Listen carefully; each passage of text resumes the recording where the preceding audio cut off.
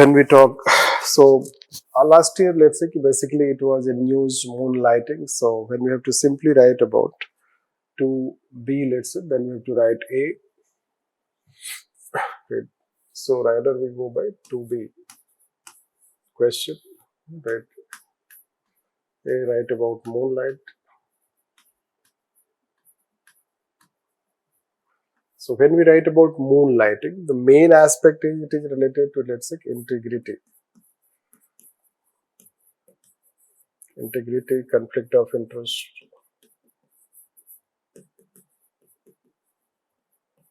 This enforces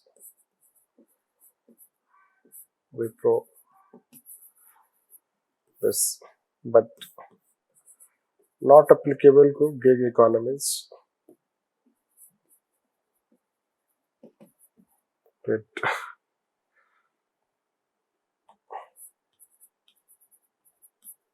Like this,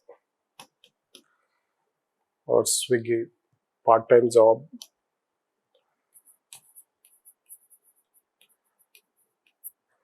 This you can consider.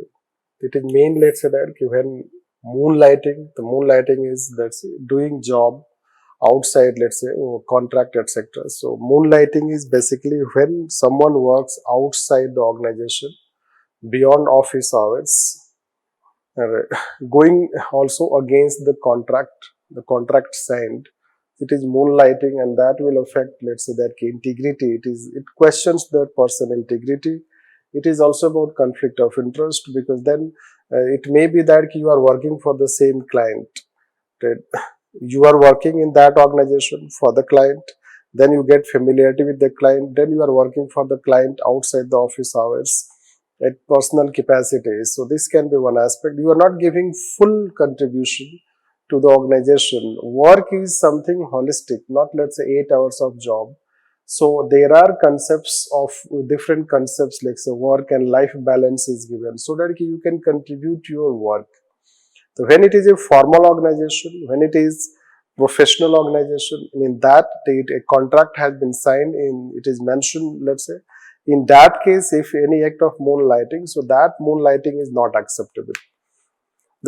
But when, let's say, there are companies, etc., which do not promote any type of, let's say, contract, rather they promote, encourage part-time job, outside job.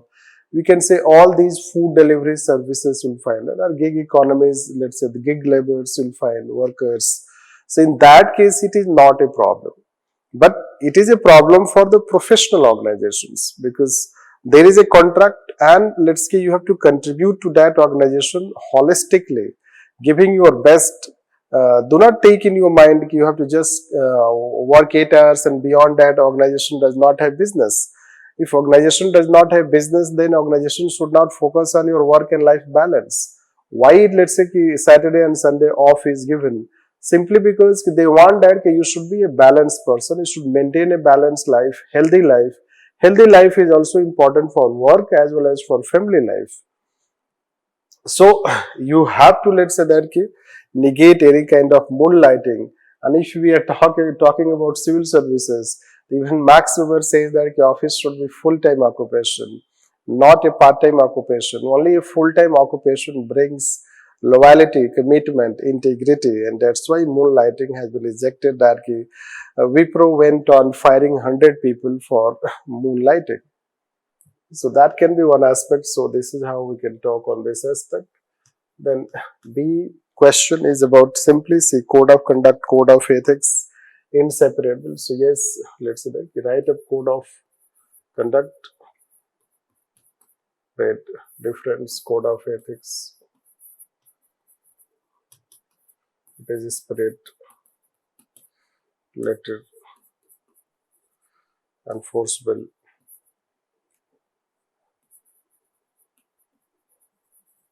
desirable. This is how the relation that you can establish. So code of conduct, code of ethics. We should agree, both are inseparable. This one aspect. Second aspect is this is ethics. and then this is how the basis, let's on this. So ethics is the foundation, you can say that. It provides the foundation. Right, then law. It provides foundation for law, you can say this. So law is built on this. Law has a moral foundation. Hobbes. Right. Law has moral foundation.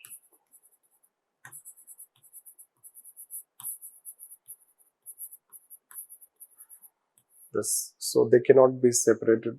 This you can consider. Then code of conduct, later side, enforceable. This is how we say that. Code of ethics, spirit side. This you can say. So this is how we can consider. Then even ARC second, you know that the third aspect. The ARC second, public service code.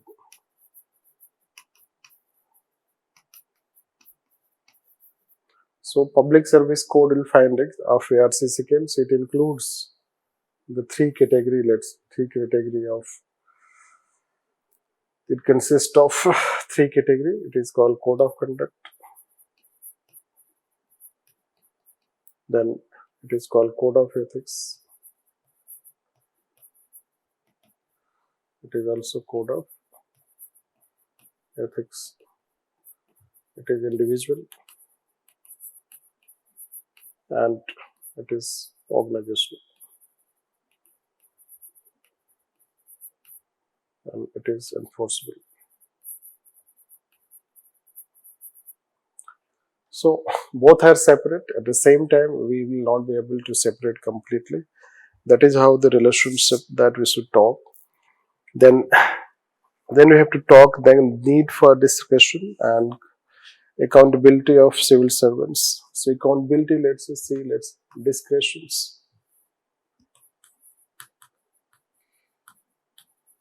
Autonomy to act.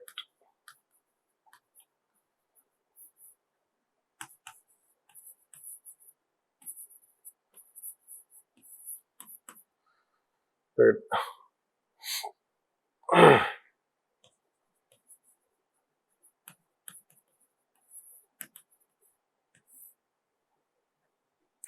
So discretion means autonomy to act as per self-understanding.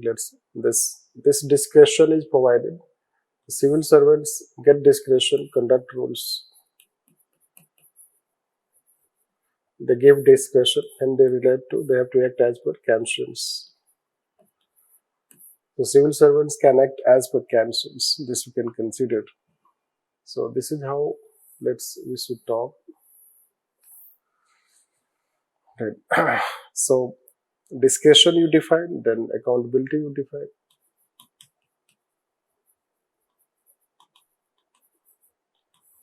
Then the challenge is when you have to define, accountability. Accountability basically demands accountability. It's against discretion.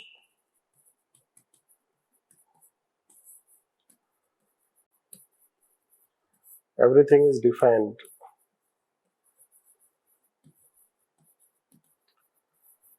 So accountability is about answerability. The formal, formal legal accountability. This is how answerability. This should say as per the conduct rules, and generally it negates discretion.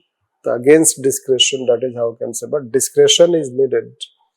So largely, we have to promote accountability, but discretion is needed for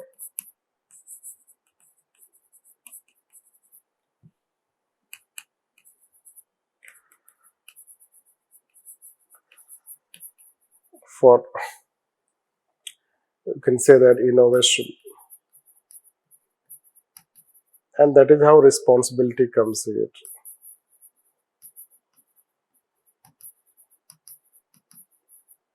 Responsibility comes here. So what we have to see in this case is that